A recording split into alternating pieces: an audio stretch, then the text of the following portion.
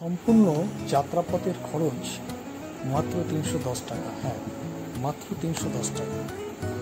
পশ্চিমবঙ্গ থেকে ঝাড়খণ্ড রাজ্যে দেওঘর জেলায় অবস্থিত পরম প্রেমময় শ্রী শ্রী ঠাকুর অনুকূলচন্দ্রের সৎসঙ্গ আশ্রম মন্দির পরিদর্শন থেকে শুরু করে সমগ্র যাত্রাপথের বর্ণনা, জানা অজানা বিভিন্ন তথ্য নিয়ে আজকের এই পর্ব। এই পর্বে আপনাদের সকলকে স্বাগত এবং রানন্দিত জয়।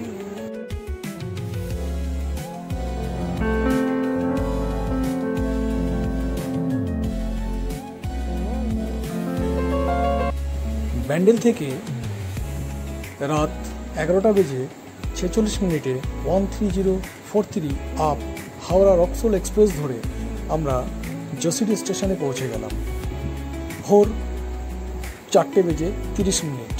তখনও সূর্যের লাল আভা এখনো সেরকমভাবে দেখা যাচ্ছে না।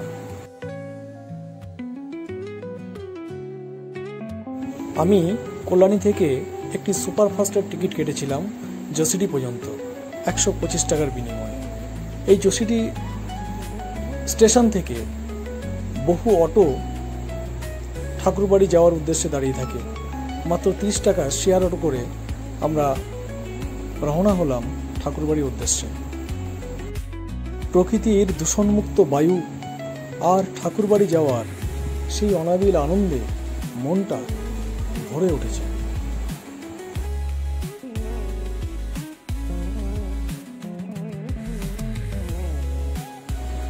আজকের এই উৎসবের জন্য অটো মন্দিরের গেটের সামনে যাবে না, আমাদের তার আগেই নামিয়ে দিল।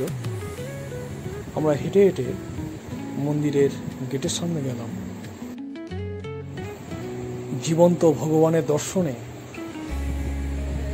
দেশ বিদেশের নানা জায়গা থেকে অগণিত বহু ভক্তগণ আজকে এই সৎসঙ্গ ঠাকুরবাড়িতে এসে উপস্থিত হয়েছেন।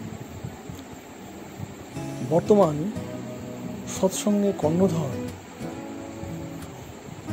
পরম পূজ্যপাদ শ্রী শ্রী আচার্যদেব তথা বাবাই দাদা আজকে তার শুভ জন্মদিন। সেই জন্মদিনের শুভেচ্ছা বার্তা জানানোর জন্যই অগণিত মানুষের আগমন।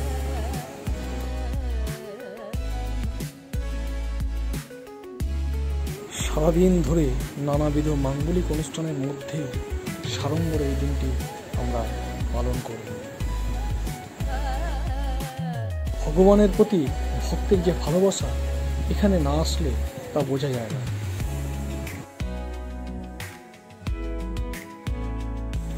আকাশে বাতাসে শুধু আনন্দের ধ্বনি ধ্বনিত হচ্ছে।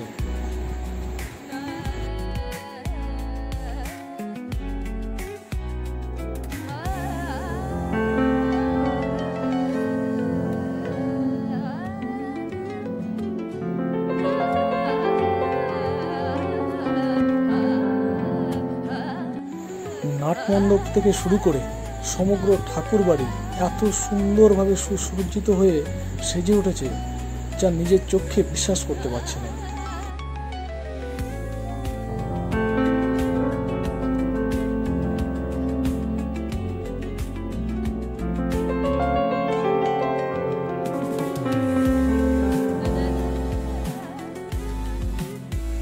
আচার্যদেবের সেই হাসি মাখা মুখখানি দেখলে যেন শরীর মন জুড়িয়ে যায়। অগণিত ভক্ত তাকে শুধু জন্মদিনের শুভেচ্ছা বার্তা প্রেরণ করছে, আর তিনি বলছে সবাই আনন্দে থাকো, সবাই আনন্দে দিন কাটাও।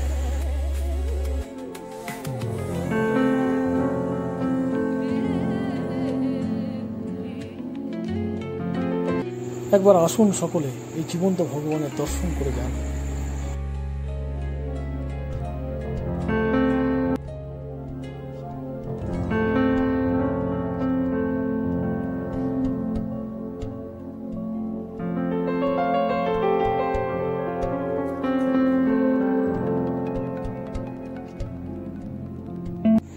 ওই দেখা যাচ্ছে আনন্দবাজার ভবন।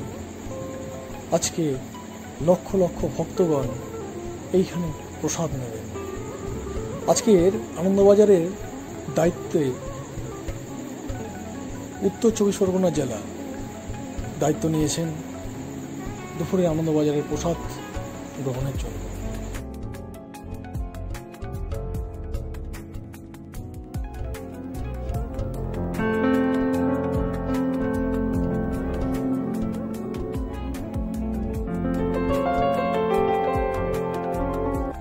বিভিন্ন সাংস্কৃতিক প্রোগ্রামের মাধ্যমে আজকে দিনটি পালন করা হবে, তারই কর্মযজ্ঞ চলছে।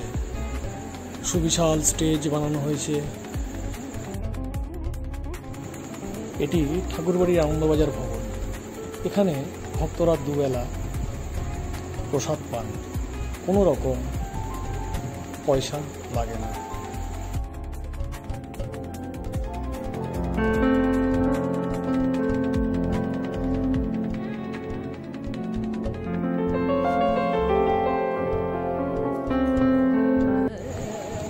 আপনাদের যাদের সত্যি খুব আসতে ইচ্ছে করছে, জীবন্ত ভগবানের দর্শন পেতে ইচ্ছে করছে, আপনারা আসুন। প্রথমে আপনাদের একজন গুরু ভাইয়ের সঙ্গে আসতে হবে, যিনি শ্রী শ্রী ঠাকুরের দীক্ষিত।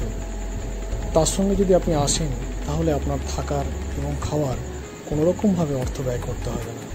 শুধুমাত্র ট্রেনের টিকিটটি এবং ওখান থেকে অটো করে ঠাকুরবাড়ি আসার টিকিটটি আপনাকে কাটতে হবে। ব্যাস এইটুখানি খরচ। এই সামান্য খরচ করে আপনারা যদি একবার আসেন এখানে, আপনাদের মন ধন্য হয়ে যাবে।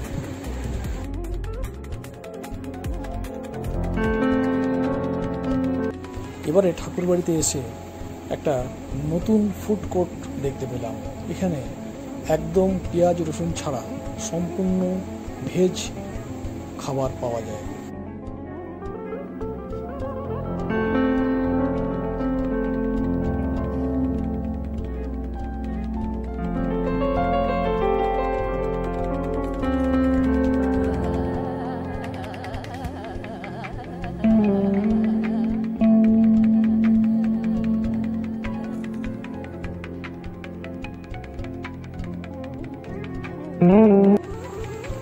মহাসমুদ্রের ঢেউ কে গুনিতে পারে? অগণতি তার ঢেউ, অপূর্ব তার সমারোহ, চিরপুরাতন চিরনূতন। অথই তার জল, চিরপ্রাণোচ্ছল তার চঞ্চল গভীর গতিবিভঙ্গ। মহাপুরুষের জীবনও তেমনই। যুগ সন্ধিক্ষণে তাদের আবির্ভাব। সমুদ্রের মতো রহস্যময়, চিরচঞ্চল তাদের গভীর জীবন।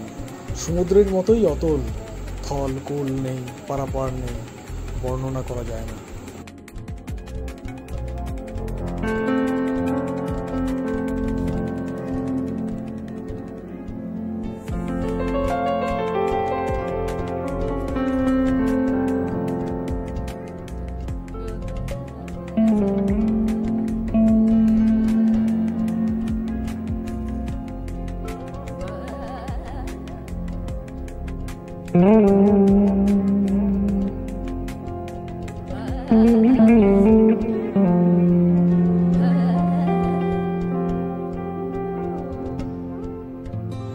সন্ধ্যা বিনতি প্রার্থনার সময় হয়ে এসেছে।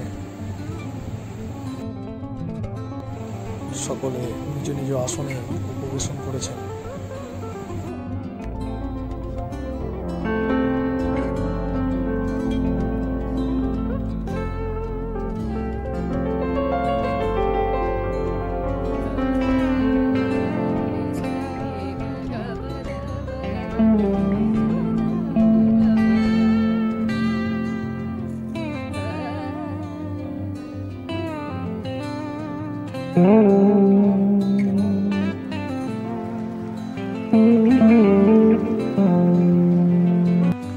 অসম থেকে আগত মায়েরা তারা তাদের বিহু নাচের প্রদর্শনী শুরু করতে চলেছে।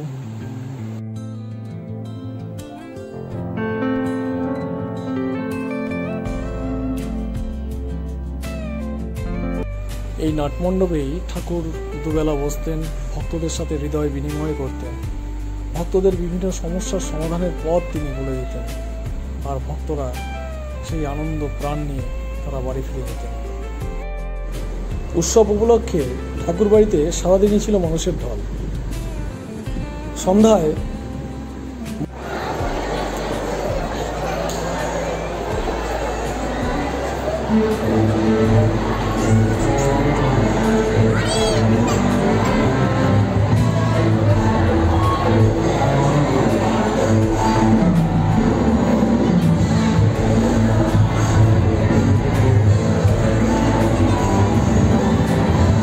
মন্দির প্রকোষ্ঠে যথারীতি সান্ধ্য বিনতি প্রার্থনা ও বাণী গ্রন্থাদি পাঠ হয়।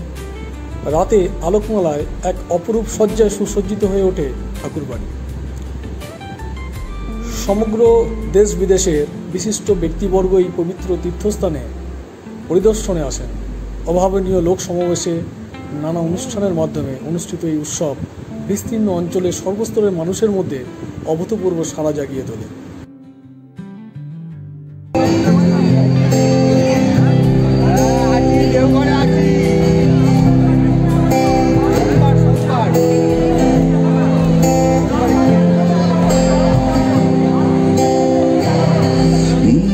ভয় দেখাস না প্লিজ, বদলে গিয়ে ফিরতে চাই, তবু তোর দু চোখের ফিরতে মানা করবে সেই ভয় পাই। এই শরীরটাই যা তুই চিনিস, বাদ বাকি আমি অঙ্কুরা। জোর করে তো অবশ্যই পাতায় গল্প বানাই অঙ্গরা। আমার অন্য রাজ্য ভাগ, আমি ঘর বানানো একটা সংকোচি, তুই আমার। মানুষের মনের আবিলতা কাটাবার সহজ পন্থা কীর্তনে অনুপ্রাণিত করা, কীর্তনে মাতিয়ে তোলা, কীর্তনের উন্মাদনা ঘুচিয়ে দেয় অশান্ত মনের চিত্তবিকার, সঞ্চারিত করে নতুন প্রাণের স্পন্দন। এই কীর্তন গানেই একদিন সারা বাংলা মাতিয়ে তুলেছিলেন চৈতন্যদেব, রোধ করেছিলেন বলদৃপ্ত বিধর্মের প্রচণ্ড প্রভাব। তার উত্তরসাধক বেছে নিলেন সেই চিরন্তন পথ, যে কীর্তন নৈরাশ্যবাদের অভিব্যক্তি সৃষ্টি করে শুধু ভাবুলতা, তাকে পরিহার করলেন তিনি। যে কীর্তন প্রাণ স্পন্দন জাগিয়ে তোলে, উর্জি ভক্তির জন্ম দেয়, সেই তাণ্ডব কীর্তন হলো শুধু খোল আর খঞ্জনিতে সে কীর্তন সঙ্গত হয় না। প্রয়োজন হয় কর্ণবিদারী বিরাট ঢাকের বাজনা, যুদ্ধের দামামা, শঙ্খ ঘণ্টার কাসরের সম্মিলিত ঐক্যতা।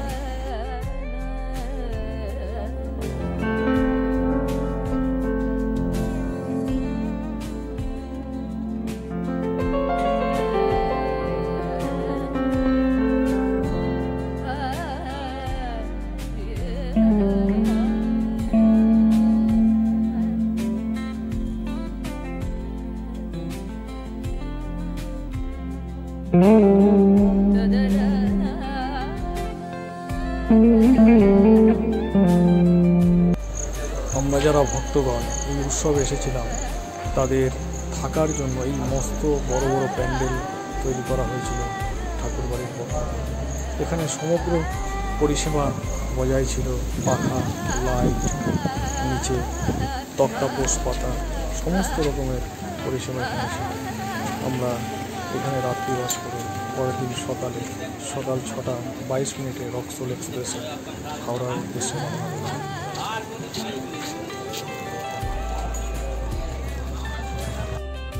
সঙ্গে থাকার জন্য সকলকে ধন্যবাদ। সবাই ভালো থাকবেন, সুস্থ থাকবেন। জয় গুরু।